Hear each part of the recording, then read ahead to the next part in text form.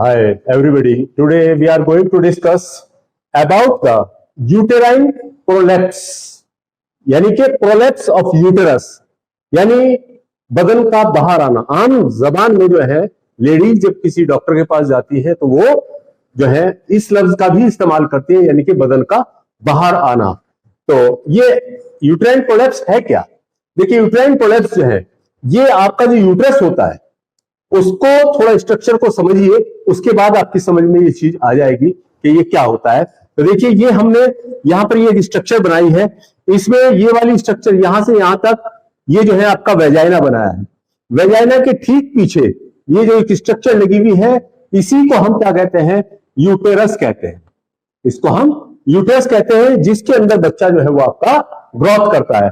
और उसके आगे की तरफ, इस यूटेरस के आगे की तरफ यहां पर जो है आपकी ये यूरिनरी ब्लैडर है, यानी कि पेशाब की थैली जिसको आप कहते हैं। और इसके पीछे की तरफ ये आपका रेक्टम है, यानी कि आपका लैट्रिन का जो जगह होती है लास्ट वाला पोर्शन, उसको हम रेक्टम कहते हैं। तो देखिए, प्रोलैप्स ऑफ यूट्रस होता क्या है?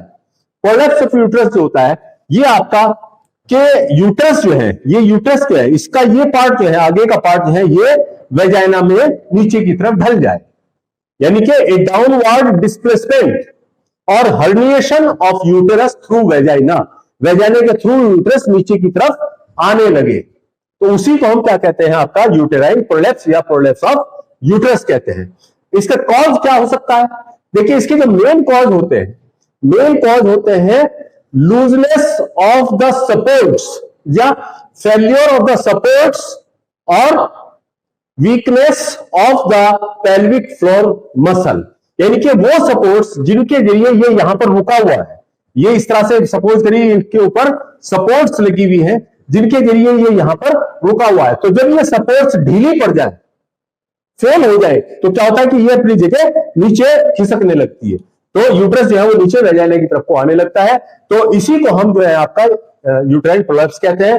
तो इसकी जो है आपका ये कंजेनाइटल भी हो सकता है और एक्वायर्ड, यानी कि पैदाइश के बाद भी हो सकता है। कंजेनाइटल देखिए किसको कहेंगे हम? कंजेनाइटल कहते हैं जो बच्चा पैदाइश से ही लेकर पैदा होता है, यानी कि उसके लिगामेंट्स में, इन सपोर्ट्स में या पेल्विक फ्लोर की जो मसल्स हैं, मांसपेशियां, उनमें कमजोरी बचपन से ये पैदाइशी हो, तो उनको हम कंजेनाइटल की कैटेगरी में रखते हैं। और जो पैदाइश के बाद आती है, बाद होती है, शादी के बाद हो, जवानी में हो या बच्चों के बाद हो, तो उसको हम एक्वायर्ड के अंदर रखते हैं। तो कंजेनाइटल में ये होता क्यों है?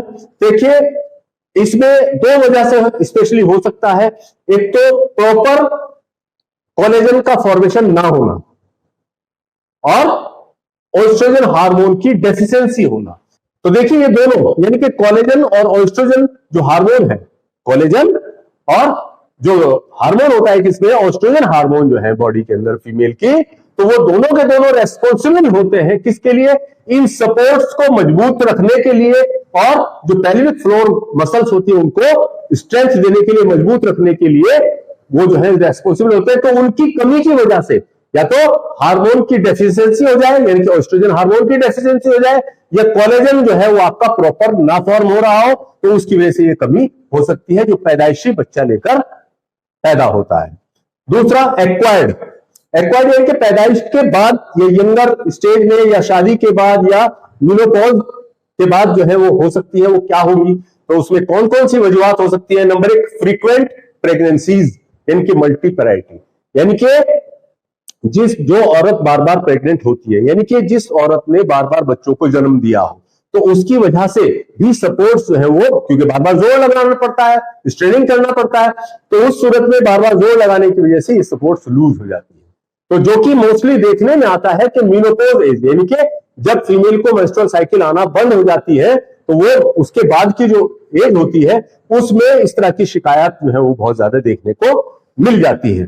तो यानी कि फ्रीक्वेंट प्रेगनेंसीज की कंडीशन में ऐसा देखने को मिल सकता है। दूसरा, सीवियर स्ट्रेनिंग ड्यूरिंग डिलीवरी, यानी कि पैदाइश के वक्त जो है, जो अनट्रेन्ड डॉक्टर्स होती हैं, अनट्रेन्ड दाइयां होती हैं या अनक्वालिफाइड डॉक्टर होते हैं, वो बच्चे को पैदा करने के लिए लेडीज से अननेसेसरी जोर लगवाते हैं। उसको ईंटों के ऊपर बिठा देती है और उससे कहती है जोर लगाओ, यानी कि अभी सर्विक्स का मुंह पूरी तरह से नहीं खुला है, प्रॉपर नहीं खुला है, लेकिन वो डोर लगवा रही है तो उससे दोनों खतरा पैदा हो जाते हैं। नंबर एक तो बच्चे की जान पर भी खतरा पैदा हो सकता है, और दूसरे आपका ये सपोर्ट्स भी ढीली पड़ सकती है।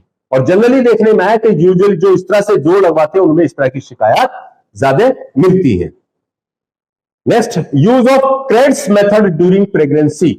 प्रेगनेंसी के दौरान जो है क्रेड्स मेथड का इस्तेमाल करना, जिसमें आपका यूरिनरी ब्लैडर में से यूरिन इवेक्युएट करने के लिए वो किया जाता है, तो वहां पर उस सूरत में भी इस तरह की परेशानी पैदा हो सकती है।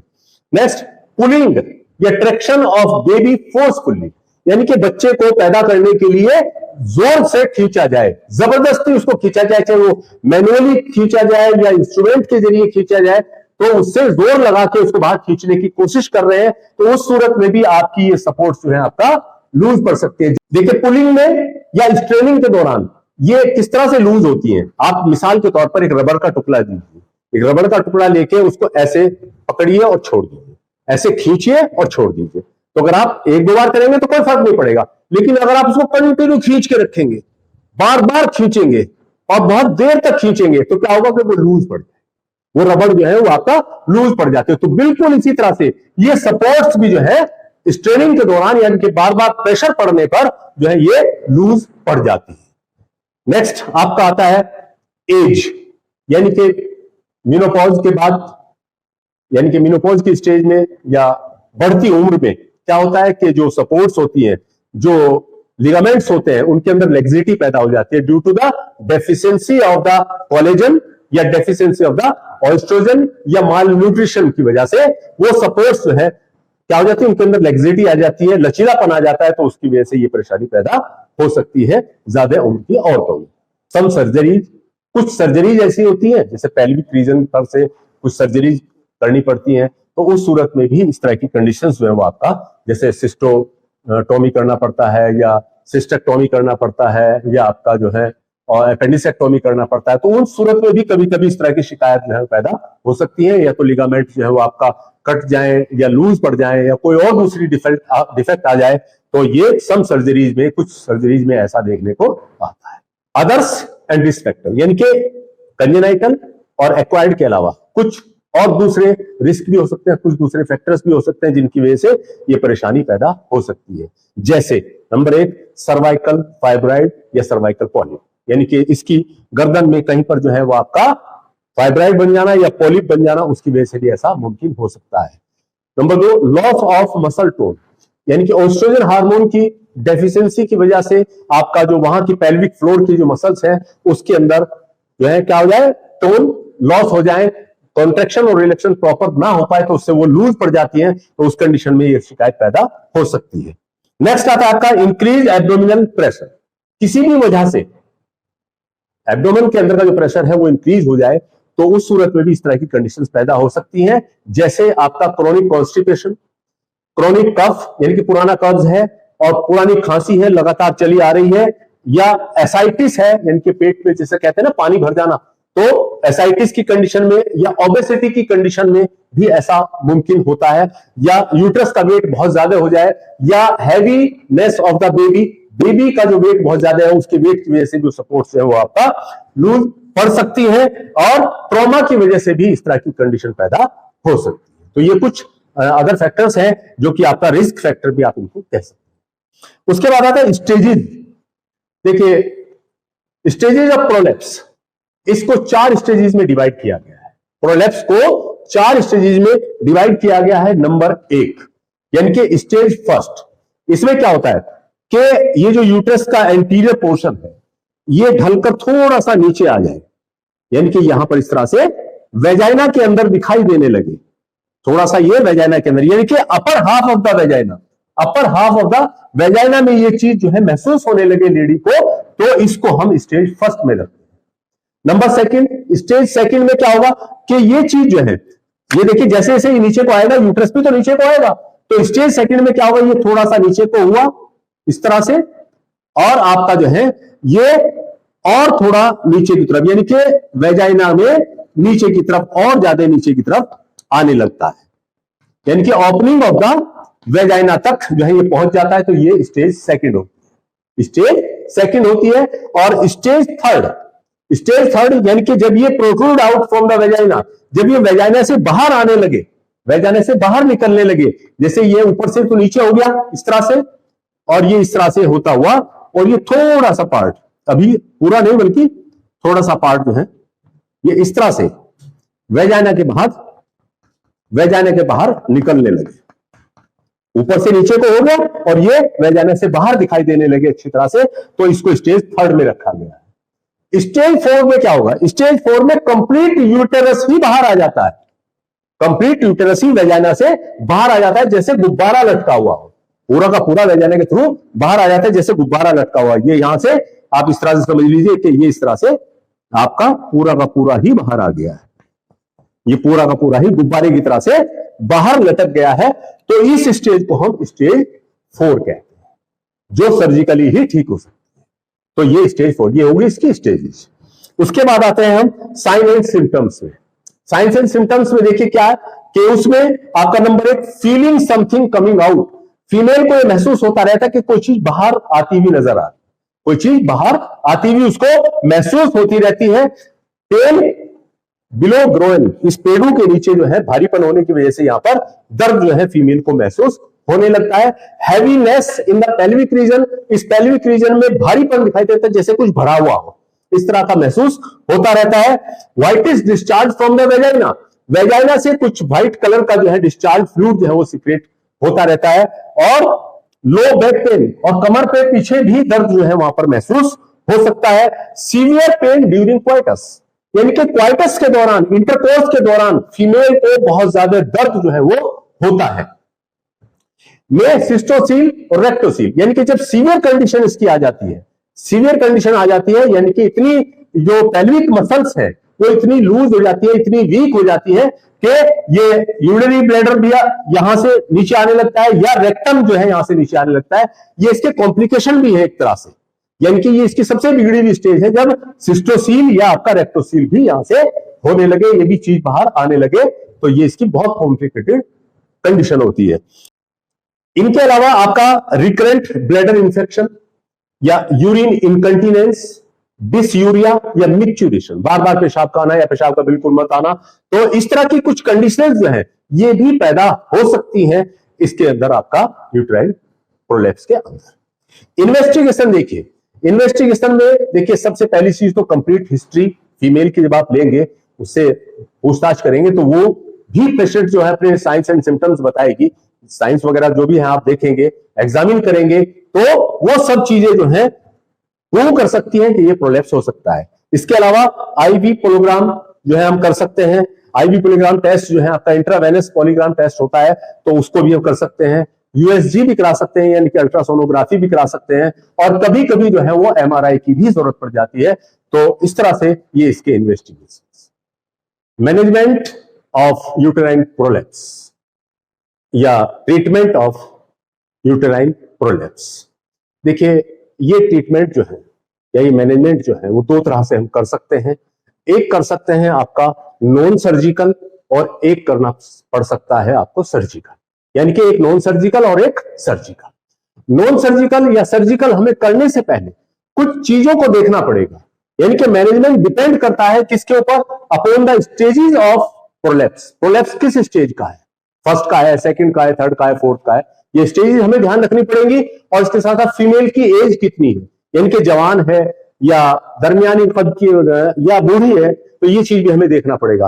कंप्लीशन ऑफ फैमिली, यानी कि उसकी फैमिली अभी कंप्लीट हो गई है या नहीं हो गई है, तो ये सारी चीजें जो है हमें जहन में रखते हुए हम जो है इनके जरिए अपना ट्रीटमेंट कर सकते हैं, यानी कि प्रोलैप्स ऑफ यूट्रस का ट्रीटमेंट कर सकते हैं। तो नॉन सर्जिकल में हम देखिए, नॉन सर्जिकल की बात करते हैं, तो देखिए अगर स्टेज फर्स्ट है और स्टेज सेकंड, स्टेज फर्स्ट और स्टेज सेकंड में अगर लेडी है तो वो विदाउट सर्जरी के ही ठीक हो सकती है।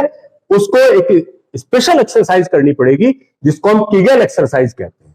किगेल एक्सरसाइज करके हम उसको ट्रीट कर सकते हैं। इसके साथ साथ जो है जो आपका किगेल एक्सरसाइज है उससे क्या होता है, उससे जब एक्सरसाइज करेगी फीमेल जो है तो उससे उसकी जो सपोर्ट्स लूज हुई थी वो टाइट हो जाएंगी, पेल्विक मसल्स की जो वीकनेस थी वो दूर हो जाएगी।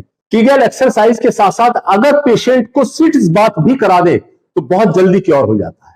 सिट्स बाथ यानी कि एक बड़े बर्तन के अंदर जो है पानी लेकर और उसमें फिटकरी घोल लेते हैं और फिटकरी घोल के पेशेंट को सुबह और शाम थोड़ी थोड़ी देर जो है उसके अंदर बैठाते हैं। उससे जो है वो जो वहां के लिगामेंट्स वगैरह सब या आपका पेल्विक फ्लोर की मसल्स वगैरह है वो सिकुड़ जाती है, कॉन्स्ट्रिक्ट हो जाती है और अपनी सही जगह पर आ जाती है। तो उसमें सबसे बेहतरीन फायदा हो सकता है आपका इसके जरिए, जिसको हम सिट्स बाथ या आब्जन कहते हैं, पानी के अंदर बैठाना, और उसके साथ कीगल एक्सरसाइज। तो स्टेज फर्स्ट और स्टेज सेकंड जो है वो इजीली इससे क्योर हो सकती है। इसके साथ साथ अगर उसके अंदर हार्मोन की डेफिशिएंसी है, यानी कि स्पेशली एस्ट्रोजन हार्मोन की डेफिशिएंसी है, तो वहां पर हम एस्ट्रोजन हार्मोन जो है वो रिप्लेसमेंट के जरिए उसका इलाज कर सकते हैं, यानी कि हार्मोनल थेरेपी से उसका इलाज हम कर सकते हैं। और थोड़ा सा लाइफ स्टाइल मॉडिफिकेशन करके भी हम उसका ट्रीटमेंट कर सकते हैं, तो ये भी उसमें बहुत फायदेमंद साबित होता है। जैसे गुड डाइट, यानी कि हरी सब्जियां वगैरह, फ्रेश फ्रूट वगैरह या फाइबरस डाइट जो है वो पेशेंट को देते हैं, और उसके साथ साथ एक्सरसाइज और ऑब्जन या हार्मोन थेरेपी है तो हार्मोन थेरेपी करके हम उसको क्योर कर सकते हैं।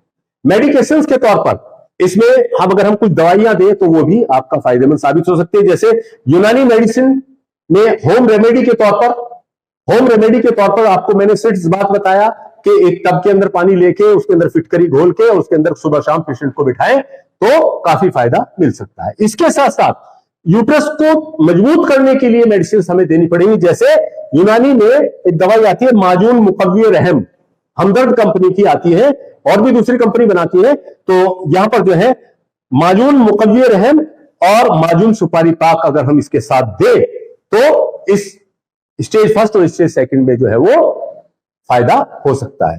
होम्योपैथिक के तौर पर एज पर होम्योपैथिक एक्सपर्ट जो है, अगर वो स्टेज फर्स्ट और स्टेज सेकंड वाली कंडीशन है तो वहां पर आपका लीलियम टिक 30 या सेप 30 के नाम से जो होम्योपैथिक मेडिसिन आती है वो एज पर सिम्टम को देखते हुए 2-2 ड्रॉप जो है दिन में 3 बार पेशेंट को हम देंगे, तो इससे भी आपका नॉन सर्जिकल जो केसेस हैं जिनमें नॉन सर्जिकल तरीके से ठीक हो सकता है, तो वहां पर होम्योपैथिक दवाई से भी क्योर किया जा सकता है।